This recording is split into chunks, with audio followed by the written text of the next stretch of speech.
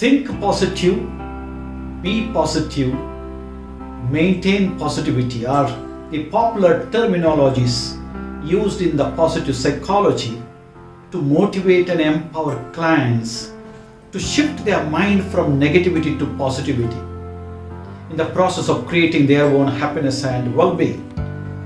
However, from the time coronavirus began to infect millions across the globe, the word positive has become such a scary word for many that these days some even associate positivity with death, especially upon receiving the RT-PCR positive report. The COVID positive report drives some into fear and panic mode and others into depression.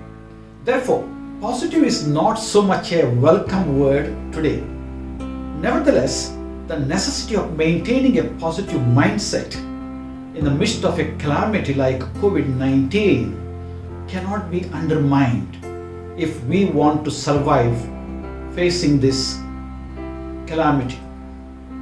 Battling with the pandemic for over 14 months and unable to understand the intensity of this calamity, I hear people asking, how can we maintain positivity in the midst of gloom and death, loss of lives and livelihoods? The moment we switch on the TV sets, all that we see and hear are the statistics of positive cases and deaths, or the dead bodies piled up to be cremated, or the funeral pyres burning in the crematorium. Put it simply, the atmosphere around us these days is one of depressing. So when we are surrounded with the darkness, is it really possible to maintain a positive or optimistic mindset? My immediate answer is yes, it is possible. Because a positive attitude is a choice. People are not born positive, but they choose to be positive in a particular situation. Let me clarify it by narrating an interesting story to you. A little girl walked to and from the school each day. Though the weather one morning was questionable and the clouds were forming, she made her daily trek to school. As afternoon progressed, the winds whipped up along with lightning. The mother of the little girl felt concerned that her daughter would be frightened as she walked home from school. She also feared the electrical storm might harm her child. Full of concern, the mother got into a car and quickly drove along the route to her child's school.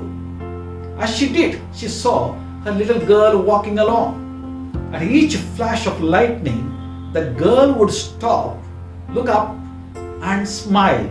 More lightning followed quickly, and with each flash, the little girl would look at the streak of light and smile. When the mother drew up beside her, she lowered the window glass and called, "What are you doing, my child?" The child answered, "I'm trying to look pretty because God keeps taking my picture. I'm trying to look pretty because God keeps taking my picture." What a beautiful approach toward life. This is what I call a positive mindset, which is absolutely essential for our survival in these troubled times. Because we do not have control over this pandemic, but we have absolute control over our mind. We do not have control over what is happening outside there, but we have control over what is happening inside of us. Triggers in the outer world will always be there, and we do not have much control over them. But we have control over what we think, feel, and do. Life is not what happens to us, but what we do with it. The good news is that human beings are capable of changing the patterns inside their brain. In fact, life is simple. What you give out comes back.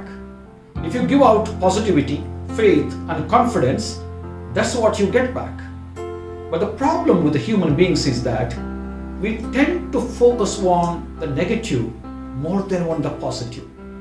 It is our negative thinking that often shatters our confidence and impairs our judgment.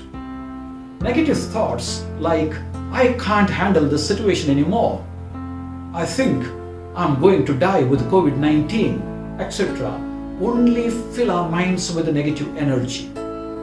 We have tons of positive energy within us, but we block it with our negative thinking.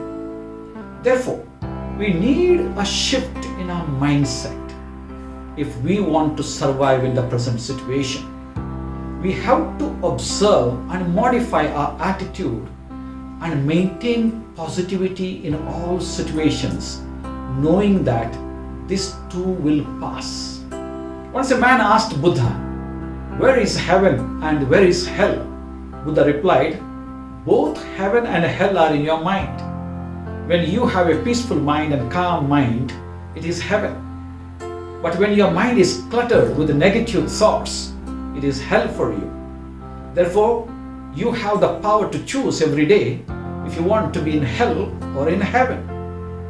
When you wake up in the morning, you can already decide if you want to be in hell or in heaven throughout the day. The thoughts you choose to think either can make you happy or make you miserable, either build up or pull you down. Nevertheless, to maintain a positive mind across the situations is not an easy task, because it is said it is easy to conquer the world but not your mind. Why is a positive mindset so important?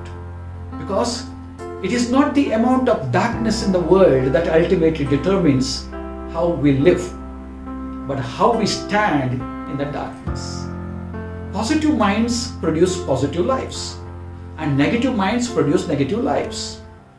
Positive thoughts are full of faith and hope, whereas negative thoughts are full of fear and doubt. The coronavirus continues to inflict untold misery on people the world over, and especially in India, and we do not know how long this calamity is going to last.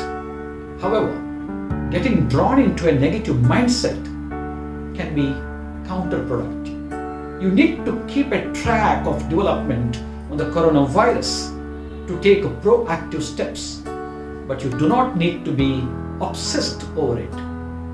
The only way to survive in the present context is practice being positive in each situation.